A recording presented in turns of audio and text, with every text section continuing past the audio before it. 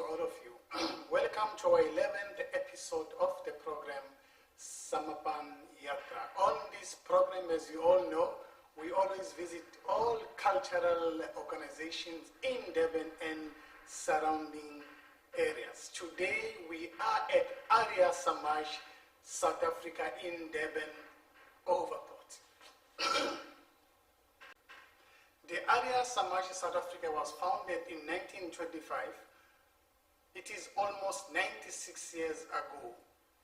Swami, the organization is a part of international movement that was founded in 1975 by Swami Vedanand Saraswati.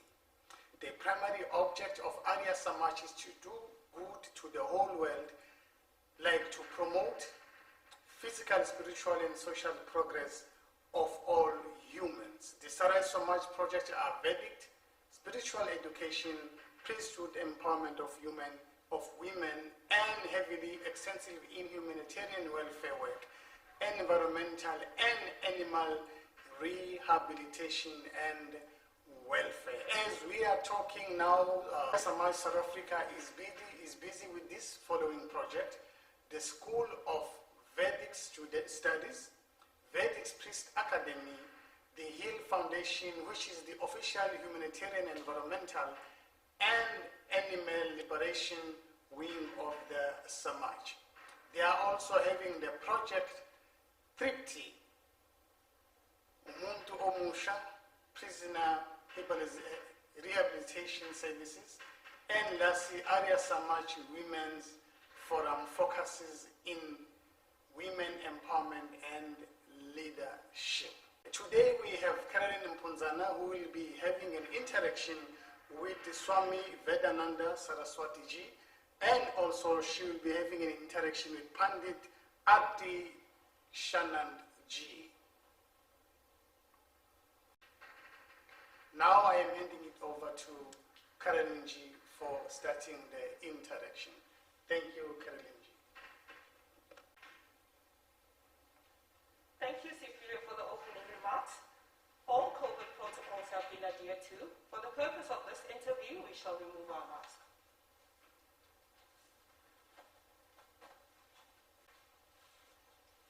Good day, I'm Mpunzana. This is episode 11 of the story of Arya Samaj South Africa, an online series of cultural, spiritual organizations. I'd like to welcome my special guest, Swami Vedanand Saraswati, and Pandita Arthi Shanand. Thank you so much for coming and joining us today. I would like to know more about the Arya Samaj South Africa. Kindly tell us about the Arya Samaj South Africa, its history, its vision, and perspectives. Thank you so much for having us here. Namaste, and thank you so much for having us. Can I take you into the history of the Arya Samaj? Okay. While the Arya Samaj movement began in South Africa in the early 1900s, the Arya Pratinidhi Sabha of South Africa, which was the original name of the Arya Samaj South Africa, was established on the 22nd of February 1925. And this was at the first Vedic conference that took place in South Africa. Now, the Arya Samaj movement began in South Africa because of the indentured laborers that were here. They were brought here and kept under conditions that weren't suitable for them. They weren't allowed to practice their religion and worship the way they used to when they were in India. So they were like, just degenerating. Their religion and spirituality and their practices were degenerating. And from India, we had the first preacher that came across, and he was Professor Bhai Permanent. He arrived as a preacher on the 5th of August, 1905. And at this time, there was a terrible degeneration of the religion and spiritual practices. When he left this country, he left the people thirsting for more knowledge of their religion 3 years later, we had a visit from Swami Shankaranandji. Swami Shankaranandji is like our Swami Vedanand Saraswati here. He was tall in stature, he was a well-built person, he was forceful, and when he came and saw the plight of the Indians in this country, he decided to put things right and into perspective.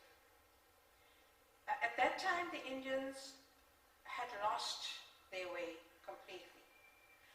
The Hindus were following the Muslim way of prayer, and they were taking part in the Muharram festival of the Muslims and following their chariot processions throughout the streets of Durban. When Swami Shankaranand saw this, he decided, no, he was going to bring them back into the fold. So he advocated for the most important religious festival to be celebrated amongst Hindus, and that was Deepavali. The first Deepavali celebration was celebrated in great pomp because Swami Shankaranandji made it happen. Since the Indians at that time loved following processions in streets, he put together a chariot of Lord Ram. And Lord Ram, as you know, is the main person in the Ramayana, and it's in the celebration of Deepavali. So he put together a chariot of Lord Ram, and he took this procession throughout the streets of Durban with all the Hindus celebrating and excited that they have their very own chariot procession to follow. So Swami Shankaranandji stayed on. He brought all the Hindus together under one umbrella when he formed the South African Hindu Mahasabha. And from there, he left our shores and he went back to India. And the person who followed next from India was Swami Bhavani Dayal Saraswati. Swami Bhavani Dayal was a South African, and he studied in India and he came back home to do the work of the Swami and to take Hinduism forward in South Africa. But when Swami Bhavani Dayal came here, he immediately got involved in Mahatma Gandhi's Satyagraha movement. And because it was a movement for an activist, he and his wife were both imprisoned because of the support they gave this movement. And this movement was actually protesting against the laws of the country at that time that was being meted out to the Indians. So Swami Bhavani Dayal then was the first president of Arya Samaj, or the Arya Pratinidhi Sabha South Africa.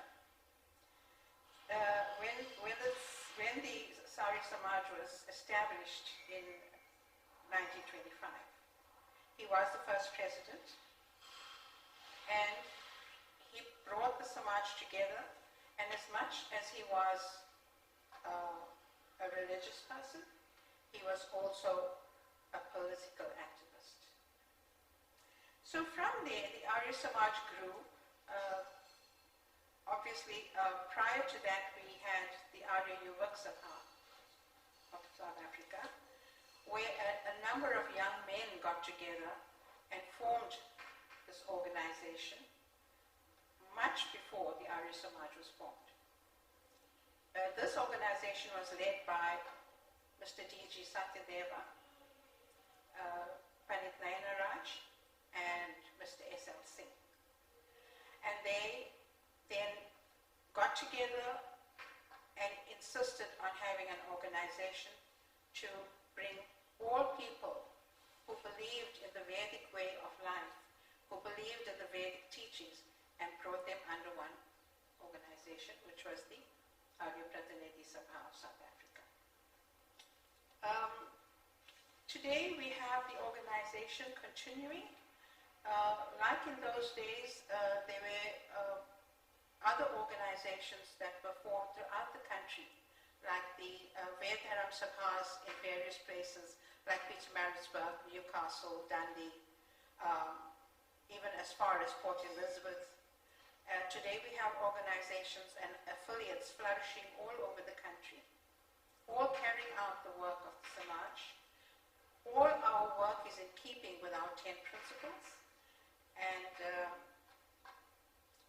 if you asked me earlier on what was our vision.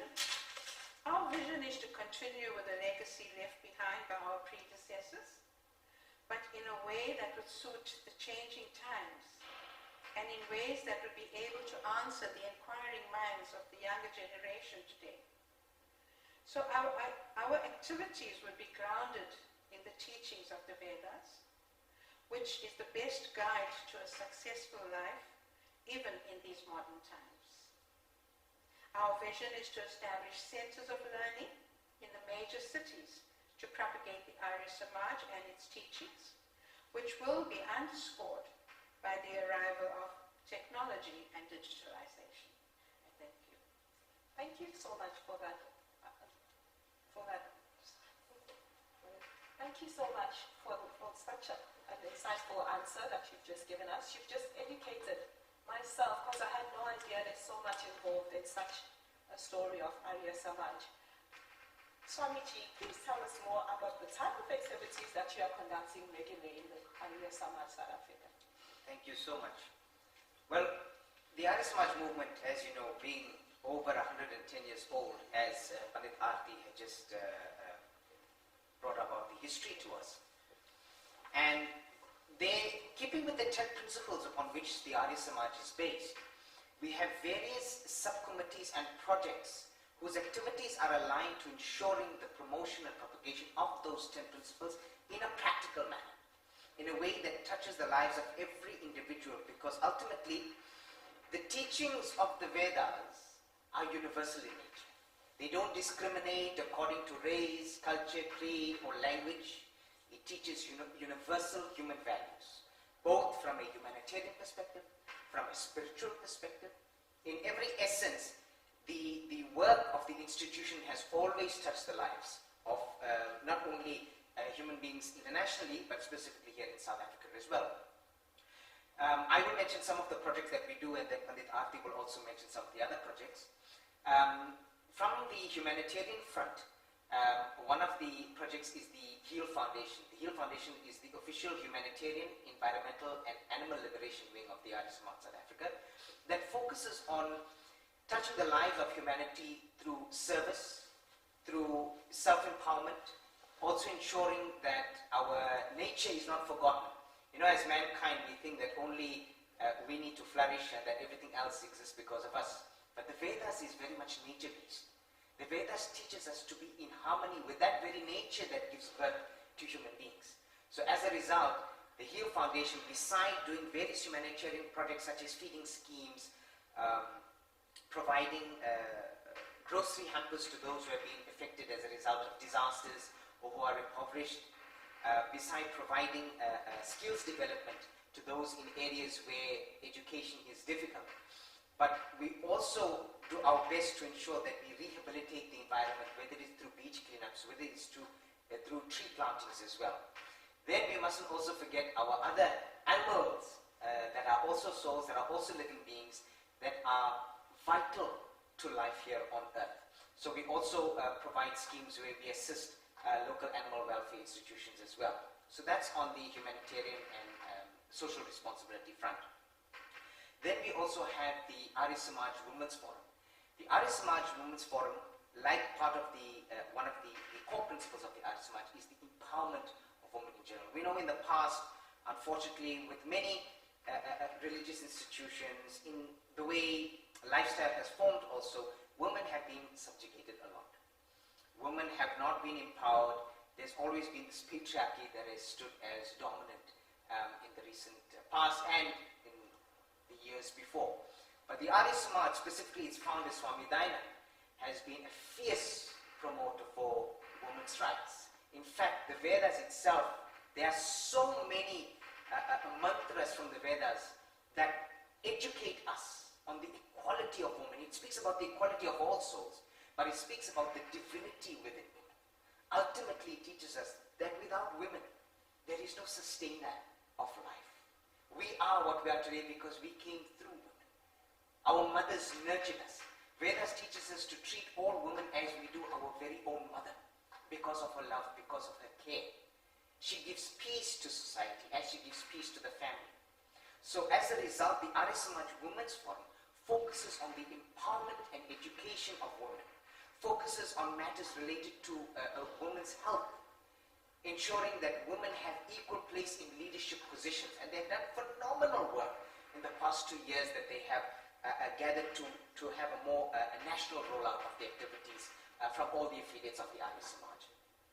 Then obviously, with regards to our observances, all our religious observances such as Ram Navami, Krishna Astami, Vedanand both Divas, which is held on Shivaratri, and Diwali, as well as all other religious festivals that we celebrate, are all now on an online platform, which even though with COVID reducing our ability to have physical celebrations, everything has gone online, and that is still going forward irrespective of the current circumstances. Arthi will take over with the other project. Okay, so Swamiji has spoken to you about the humanitarian work that we are doing. He's touched on all the aspects that we are covering at the moment, because the message of the Vedas is, it's in one of our principles, of one of our 10 principles, and it states that we should not be content with our good only. We should find our good in promoting the good of others. So based on that, our humanitarian work goes on, because we are here to make others' lives better. Right? Now, in our third principle of the Arya Samaj, we say his word, the Veda. The Veda is the scripture of true knowledge. It's the paramount duty of every Aryan to learn and to teach the Vedas, to hear it read and to recite it to others. So in keeping with that, we have affiliates. We have about 27 affiliates around the country, and all of them make it their duty to educate the people of their communities on the teachings of the Vedas, which is very simple. It's not ritualistic in any way. It's just a simple prayer that you can sit and do without having to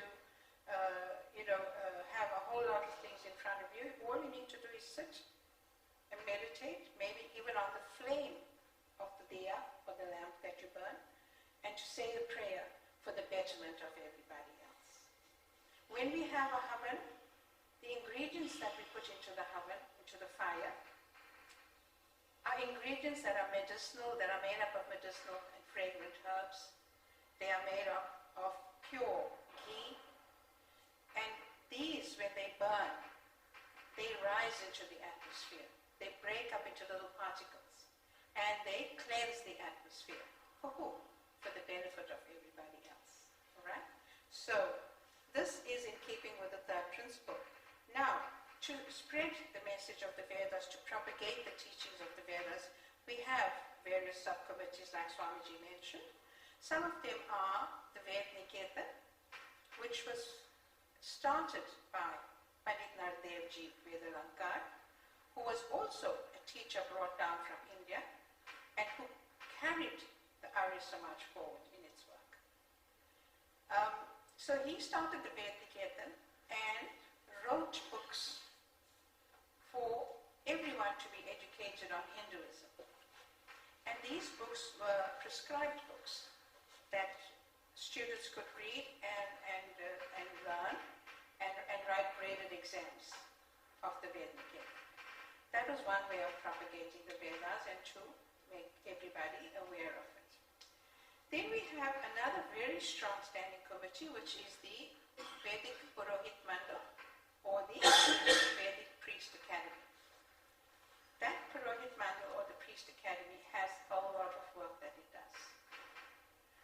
We have, first of all, we start from the basics. We have classes going on under the auspices of the School of Vedic Studies.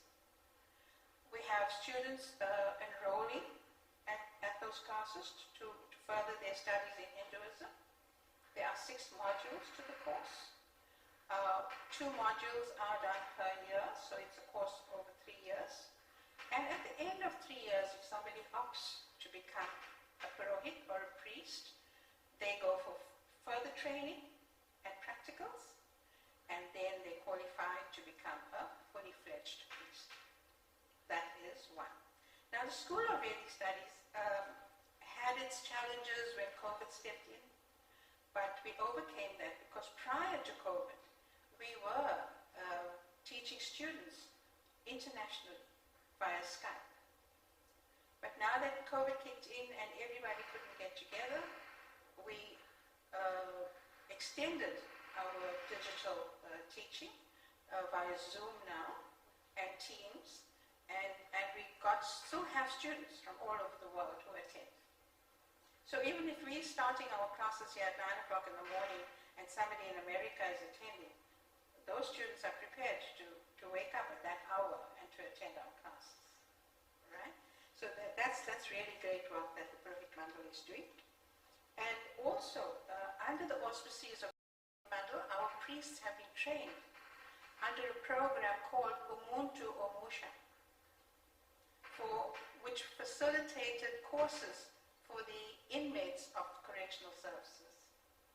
And we have our priests going out there regularly and teaching and facilitating these courses and talking to the inmates of the correctional services. And at the end of it, we actually ask them to do assignments, which they gladly do. And we hand them certificates on completion of the course. And these hold them in good stead, especially when they're out of prison. And if they're out looking for a job, they can go and show somebody our certificate and show them how they have come through their stay in prison.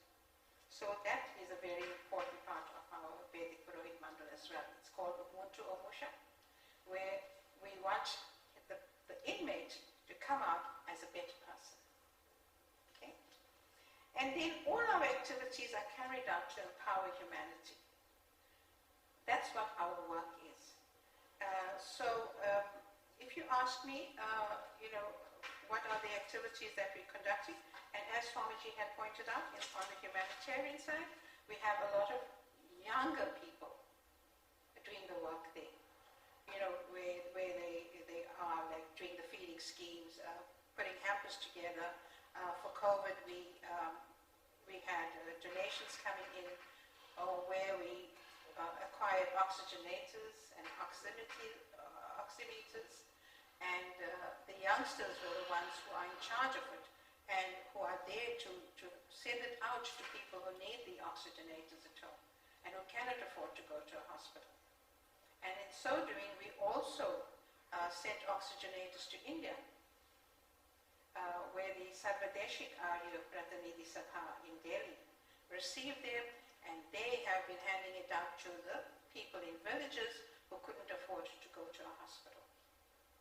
And while I'm talking about the humanitarian work, I cannot forget our project Tripti. Tripti in Hindi is thirst.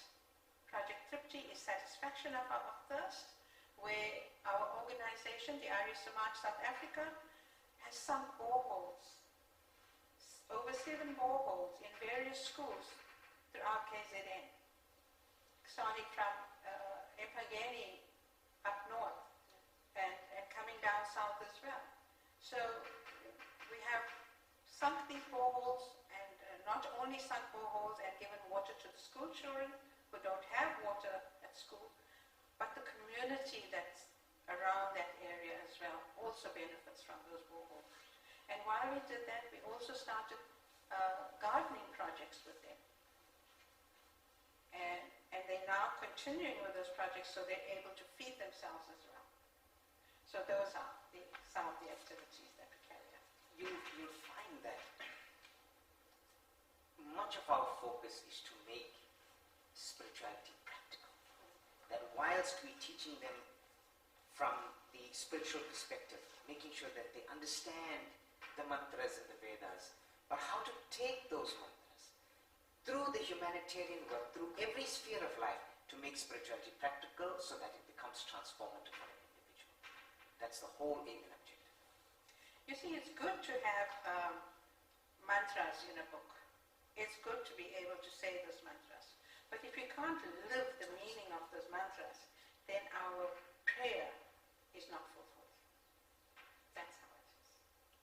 Wow, you guys have touched on so much things full of positivity that you do for this country. I would like to know, I'm quite interested to know, what is the participation and the response are you getting in these activities? So, it's a very important question, and I'm going to link it to the current situation we're facing with COVID. So pre-COVID, obviously, as any institution, you're limited based to the amount of people that can come to an event. Specifically, let's say if you're having something here in Durban, you'll have those who are who know the Arya Samaj and who are interested in this work, they will attend an event. So you have your limitation of number, seating, etc. But now, with COVID-19 and the challenges that it has posed, we found that by taking the Samaj and its events and activities online, the participation has broadened in a way that we didn't even anticipate. That it doesn't only affect the local nuns, but we've had people internationally joining in, becoming aware of the work of the Arya Samaj, wanting to get involved in some way or the other, whether it's through donation, whether it's coming through to our weekly online satsangs that we have, whether it's participating in the online seminars that we have. We now have international guests where before, unless you pay for a plane ticket for them to come down to speak at an event, now it has brought our work to the international platform, and our participation has increased multiple times over. So we don't only focus now on the local front, but we have so many other people coming on board. And what's more exciting is that the amount of youth that are now coming on board, because remember, youth are now the technical generation. They love to use their phones, they like to go online. So all our online programs that are now aligned towards empowering the youth, getting their attention, doing things in a way that is more synchronous with what they can understand, in a way they understand it today. We've got a lot more youth that have come on board, that have joined our online programs, and with our humanitarian schemes, now that they've seen it through these online programs, our volunteership has increased with the youth. So we found that even through these challenges, it has taken our participation to another level. Thank you so much. I know COVID being one of the challenges that you guys are facing in the expansion of this work. Can you tell me other challenges that you have faced? Sure. So we took COVID initially as something where we didn't know how we were going to manage now, because a lot of our work, as I say, with the School of Vedic Studies, as much as we had Skype that we used to use for students that were internationally bound, a lot of our classes were physical. Now comes COVID and suddenly we can't have physical classes.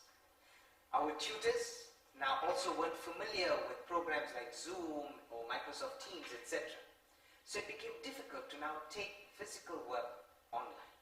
It became difficult to take all the programs that we'd usually have in a hall and place it online.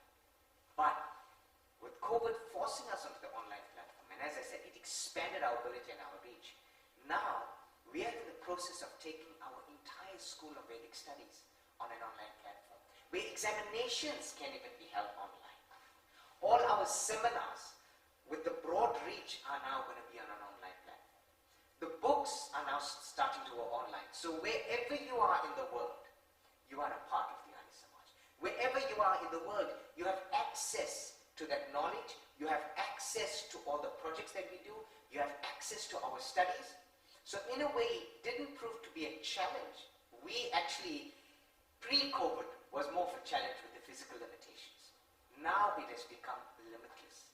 But through that limitless ability also, we also now are training everybody so that they are able to use these platforms, they're able to come online, utilize these platforms.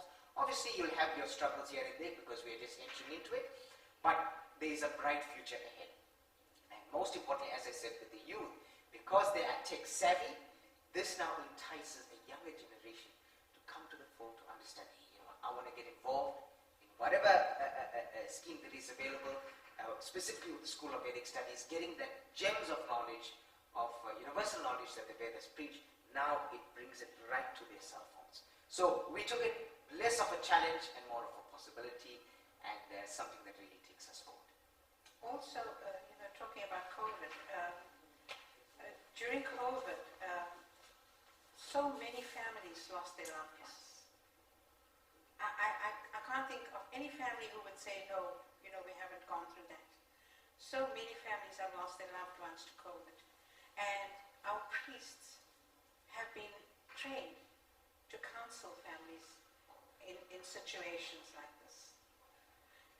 Our priests have been able to contact families who wanted counseling to take them through this difficult time in their lives.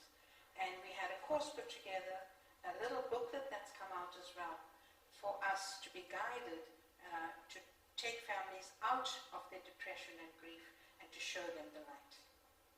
Absolutely. It was phenomenal, our priests being at the forefront and on the front lines. And there was actually a period in time where it was actually impossible for a lot of our priests, because of their age as well, to be able to be on the front lines. We had a meeting and we actually managed to put together a program for online funerals where our priests were still able to conduct a funeral, but through a virtual process. So in whatever way, we made sure that we didn't let our community down, we didn't let our families down, because they had no. The limitations of level 5 meant that, okay, number one, people couldn't go out, you couldn't attend a funeral, families were alone, right? Then now you've got seniors where, okay, if I go out, I put myself at risk, I put my own families at risk. So we had to deal with all these challenges, but in a way, our priests were brave, they took all the precautions and managed to go and be there for these families. Where they absolutely couldn't, we had the online presence, where they were still able to conduct those funerals online, provide the counseling online, perform, you see, generally after a funeral we have 1 or 2 or 3 days of Havan for the peace of the family and strength for the family. Those two were also conducted by many of our priests online. So we made sure that our duties were still fulfilled. You guys have just touched on my next question, which was, I was just about to ask you, what are the prospects of Arya Samaj activities in South Africa? As you've mentioned, online being the future. Yes. Can you kindly tell me more about that? So, as I said, we are now in the process of not only the School of Vedic Studies, but ensuring that the entire Samaj has an online presence and a strong online presence. Currently, we're on Facebook, we're on Instagram, we're on all the social media platforms, including YouTube, and now obviously all our events are being held via Zoom and streamed online. But by taking the Samaj online, especially from the educational side, it provides the opportunity for us to participate in international events without those limitations. I mean, just recently, I was represented in a conference that was held in South Korea, where usually only a few delegates were taken across over there.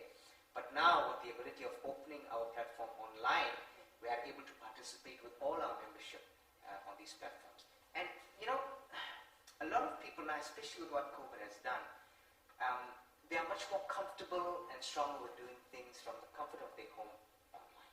So by putting the Samaj on an online platform, even though post-COVID, the physical activities will still be there, but just having that online presence will make that awareness much more broad. And when the awareness is broader, people will find the opportunity to come and say, okay, what events are you doing that I can physically be present as well? It's the awareness that is key and critical, because pre-COVID, your awareness is limited to a website, and people need to know that you exist to go and check your website. Now, with having such a strong online presence, greater awareness, people involve you more. Other organizations that didn't know on an international level that you existed, or this was the work that you're doing, they now got you involved. We are now partnering with many other institutions, because remember, as much as we come from different organizations, have different methods of worship or different belief systems, the challenges we face as a community are the same. And to mount the response to that challenge is the same. So we've committed ourselves to working with sister organizations, multi-faith institutions, to coming together and working together to be able to respond as one voice to the common challenges that we face. And being online helps us do that. Connecting with each other helps us do that. Now the Samaj, like with many of our institutions, are not just working in isolation. Even when it comes to the physical stuff that we do, we are now working together. This COVID has taught us one thing, that we cannot work in isolation as individuals anymore. We got to work as one. One united family, united in our diversity. So the prospects of this institution is also to work together with all institutions for the betterment of humanity. Because like both Pandita Arthi, Shanand and myself have stated, the Veda speaks a universal language. It speaks of a universal brotherhood. Manor bhava janayate vyam janam. O man, be human and make a society of divine enlightened people. Ekam sat vipra bahuta vadanti. God, the truth, is one. The wise call it by many names. That universality is there. If we can't put that universality into practice, then we're failing ourselves and we're failing humanity. So going forward, you will find that we will all be working together within our diversity, but not divisively. Thank you so much for that. In closing, any last words for us? Yes, first of all, I want to thank you and thank the Cultural Center and the Consul General for having us speak of our organization. I also want to say to everyone out there that, as Swamiji has said, God is one. Let us put our faith in our prayers. Let us do what we can for the next person. Let us be able to uplift other people before we concentrate on uplifting ourselves. Thank you. Thank you, Swamiji. Closing. I'd like to echo those statements. We are one. Strengthen your prayer. In whatever direction you are, whatever makes you a better human being, be a better human being. Whenever I travel now and again on the highway, there's a signboard on the bridge which says, humankind, be human, be kind. That is the essence of divinity. That is the essence of our scriptures. Put those mantras into practice. Put those beautiful verses into practice and you'll find humanity's heartbeat will be one. Remember, the Creator created many flowers, different shapes of mountains, different tributaries. Diversity is there and it's beautiful, but it works as one unit. The sun shines one for all and does not discriminate. Who are we to discriminate against each other? We must work hand in hand within our beautiful diversity, smile with each other, and be one. Thank you so much to the Cultural Center and to you for giving us the opportunity to share a little of the Arya Samaj South Africa. Thank you so much to our honorable guest, Swamiji and Arthi. Now I'm taking you back to Spiwe for the closing remarks. Thank you, Caroline Ji. The interactions that you had with Swamiji and Pandit Ji, they were very interesting and we have learned a lot about the institution, Arya Samaj South Africa. And I'm like charged up, and I was like glued to the interactions. And I am so happy. Whenever I meet Swami Vedanand Saraswati Ji, I always learn, he charged me. Like now, I am fully charged by the whatever he said this evening. And also to Pandit Ji, you charge us. You told us all the matters of the heart that are missing in our lives. So to Saraswati Ji, thank you. And also Pandit Ji, thank you very much. To Director of Swami Vedananda Cultural Center, Dr. Chaitanya Prakash Yogi, Sairesh, thank you very much for taking part on today's program. To all our online participants, we'd like to say Dhanyavad for taking part on today's program. You are kindly advised to visit ICCR Durban Facebook page for all updates of cultural activities organized by Swami Vivekananda Cultural Center in Durban. Once again to Caroline Ji, Swami Ji, and Pandit Ji, thank you. To all of you, have a wonderful